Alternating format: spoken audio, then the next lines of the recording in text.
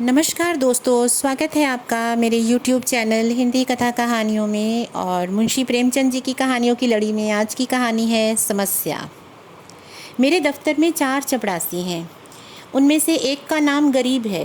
वह बहुत ही सीधा, बड़ा आज्ञाकारी और अपने काम में चौकस रहने वाला, गुड़कियाँ खाकर चुप रह जाने वाला, यथा नाम तथा गुण वाला मनुष्य है।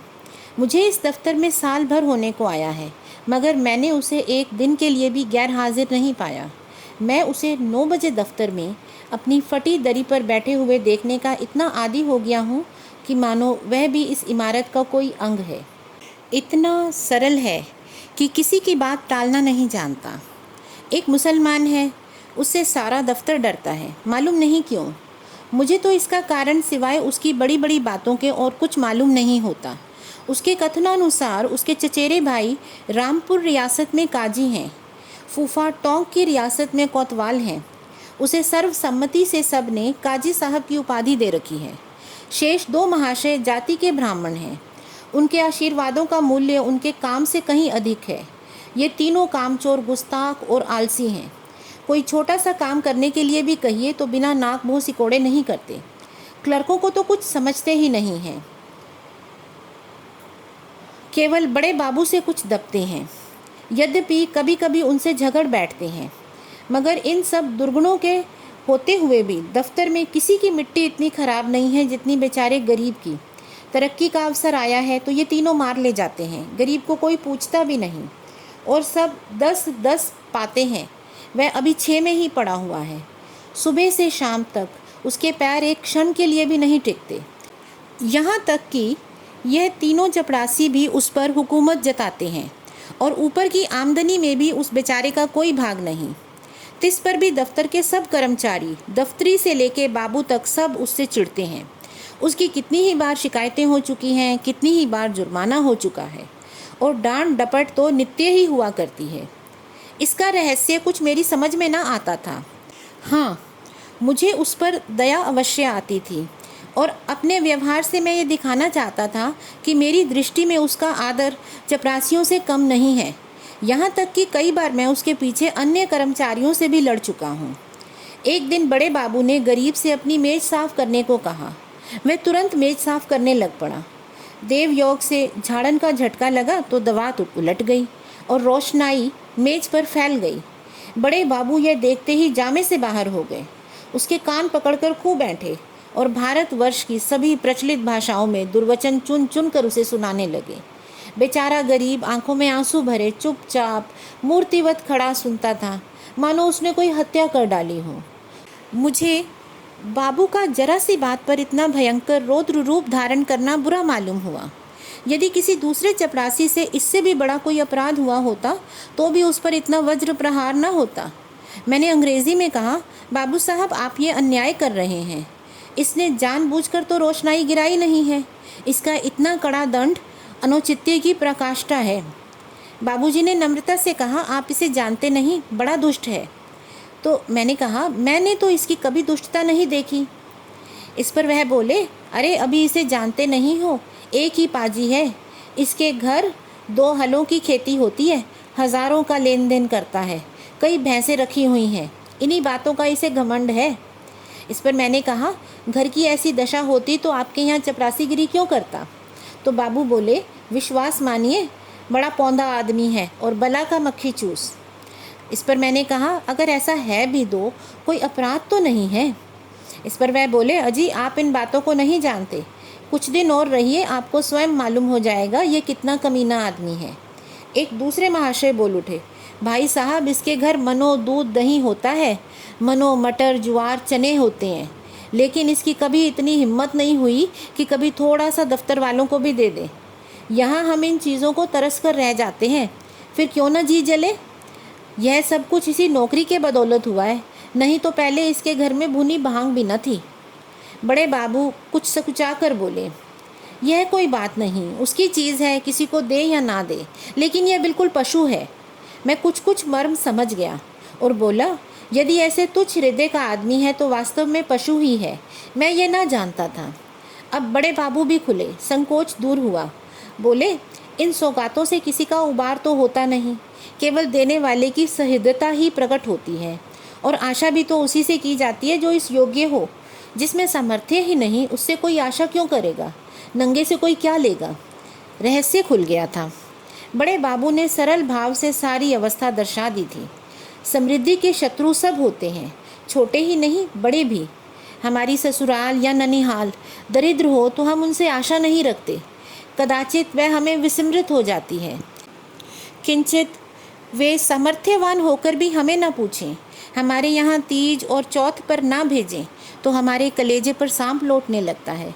हम अपने निर्धन मित्र के पास जाएं तो उसके एक बीड़े पान से ही संतुष्ट हो जाते हैं। पर ऐसा कौन मनुष्य है जो अपने किसी धनी मित्र के घर से बिना जलपान किए लौट कर आ जाए और उसे मन में कोसे ना और सदा के लिए उसका तिरस्कार न करने लगे। सुदामा कृष्ण के घर से यदि निराश लौटते तो कदाचित वह उनके शिशुपाल और जरासंध से भी बड़े शत्रु होते। यह मानव स्वभाव है। कई दिन पीछे मैंने गरीब से पूछा, क्यों जी, तुम्हारे घर में कुछ खेती बाड़ी होती है? गरीब ने दीन भाव से कहा, हाँ सरकार होती है, आपके 2 गुलाम हैं, वही करते हैं। इस पर मैंने पूछा, गायें भैंसें भी लगती होंगी? तो बोला, हाँ हजूर, 2 भैंसें लगती हैं, लेकिन गायें अभी गाभिन नहीं हैं। हुजूर लोगों की दया धर्म से पेट की रोटियां चल रही हैं। तो फिर मैंने कहा, दफ्तर के बाबू लोगों की भी कभी कुछ खातिर करते हो? गरीब ने अत्यंत दीनता से कहा, हजूर मैं सरकार लोगों की क्या खातिर कर सकता हूँ? खेती में जौ, चना, मक्का, ज्वार के सिवा कुछ नहीं होता। आप लोग तो राजा हैं, ये छोटी मोटी चीज़ें किस मुँह से आपकी भेंट करूँ? जी डरता है कहीं डांट ना खा बैठूँ कि इस टके से आदमी की इतनी मजाल। इसी के मारे बाबूजी कभी जी नहीं पड़ता, नहीं तो दूध दही की कौन बिसात थी। मुँह लायक बीड़ा तो होना चाहिए। फिर मैंने कहा, भला एक दिन कुछ लाके तो दो, देखो लोग क्या कहते हैं। शहर में ये चीज़ें कहाँ मैसर होती हैं। इन लोगों का जी कभी कभी छोटी मोटी चीज़ों पर भी चला आता है। इस पर वह बोला, जी सरकार कोई कुछ कहे तो, कहीं कोई साहब से शिकायत करते तो मैं कहीं का ना रहूँगा। लेकिन मैंने कहा, इसका मेरा जिम्मा है, तुम्हें कोई कुछ ना कहेगा, कोई कुछ कहेगा तो मैं समझा लूँगा। इस पर वह बोला, तो हुजूर आजकल तो मटर की फसल है, चने के साग भी हो गए हैं और कोलू भी खड़ा हो गया है, इसके सिवा तो कुछ और नहीं है। तो मैंने बोला, तो फिर यही चीज़ें ले आओ। तो उसने कहा, कुछ उल्टी सीधी पड़ी तो हजूर ही संभालेंगे। मैंने कहा, हाँ जी, कह तो दिया, देख लूँगा। दूसरे दिन गरीब आया तो उसके साथ 3 हृष्ट पुष्ट युवक भी थे। 2 के सिरों पर टोकरियाँ थी, उसमें मटर की फलियाँ भरी पड़ी थी। एक के सिर में मटका था, उसमें ईख का रस था। तीनों ऊख का एक एक गट्ठड़ कांख में दबाए हुए थे। गरीब आकर चुपके से बरामदे के सामने पेड़ के नीचे खड़ा हो गया। दफ्तर में आने का उसका साहस ना था, मानो कोई अपराधी वृक्ष के नीचे खड़ा है, कि इतने में दफ्तर के चपरासी और अन्य कर्मचारियों ने उसे घेर लिया।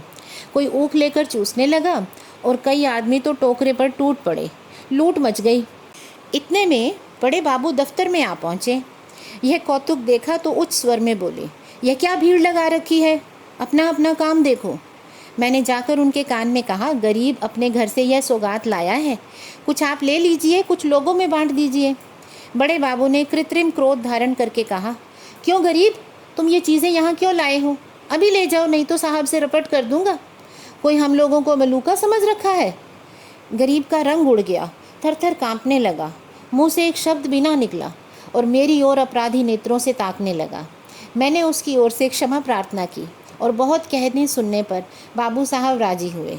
सब चीज़ों में से आधी अपने घर भिजवाई और आधी में से अन्य लोगों के हिस्से लगाए गए।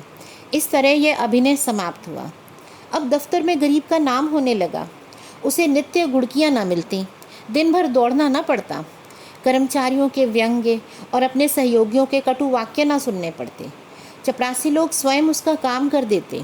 उनके स्वभाव में भी थोड़ा परिवर्तन हुआ। वह गरीब से गरीब दास बना। स्वभाव में कुछ तब्दीली पैदा हुई। दीनता की जगह आत्मगौरव का उद्गम हुआ। तत्परता की जगह आलस्य ने ले ली। वह अब भी कभी देर करके दफ्तर आता, कभी कभी बहाना करके कि बीमार हूँ घर बैठा रहता। अब उसके सभी अपराध क्षम्य थे। उसे अपनी प्रतिष्ठा का गुर हाथ लग गया था। वह अब 10वें 5वें दिन दूध दही लाकर बड़े बाबू को भेंट कर दिया करता।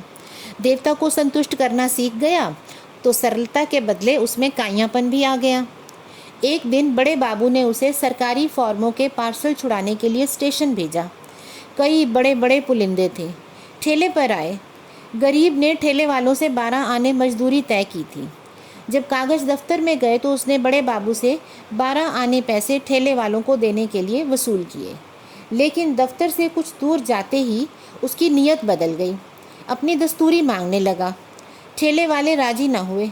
इस पर गरीब ने बिगड़कर सब पैसे जेब में रख लिए और बोला, अब एक फूटी कौड़ी न दूंगा, जाओ जहाँ फरियाद करनी है, देखें क्या ले लेते हो। ठेले वाले ने जब देखा कि भेंट न देने से जमा की हुई सारी पूंजी गायब हो गई है, तो रो धोकर 4 आने पैसे देने पर राजी हो गया। गरीब ने अठन्नी उसके हवाले की, 12 आने की रसीद दिखाकर उसके अंगूठे के निशान लगवाए और रसीद दफ्तर में दाखिल हो गई। यह कौतूहल देखकर मैं दंग रह गया। यह वही गरीब है जो कई महीने पहले सरलता और दीनता की मूर्ति था, जिसने कभी चपरासियों से भी अपने हिस्से की रकम मांगने का साहस न किया था, जो दूसरों को खिलाना भी न जानता था, खाने का तो जिक्र ही क्या। ये स्वभांतर देखकर मुझे अत्यंत खेद हुआ। इसका उत्तरदायित्व किसके सिर पर था?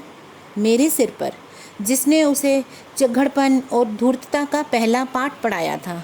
मेरे चित्त में प्रश्न उठा, इस काइयापन से जो दूसरों का गला दबाता है, वह भोलापन क्या बुरा था जो दूसरों का अन्याय सह लेता था। वह अशुभ मुहूर्त था जब मैंने उसे प्रतिष्ठा प्राप्ति का मार्ग दिखाया, क्योंकि वास्तव में वह उसके पतन का भयंकर मार्ग था। मैंने बाह्य प्रतिष्ठा पर उसकी आत्म प्रतिष्ठा का बलिदान कर दिया। धन्यवाद दोस्तों। अगर आपको ये कहानियाँ अच्छी लगती हैं तो आप मेरे चैनल को सब्सक्राइब करें और मेरे वीडियो को प्लीज़ लाइक एंड शेयर करें। Thank you.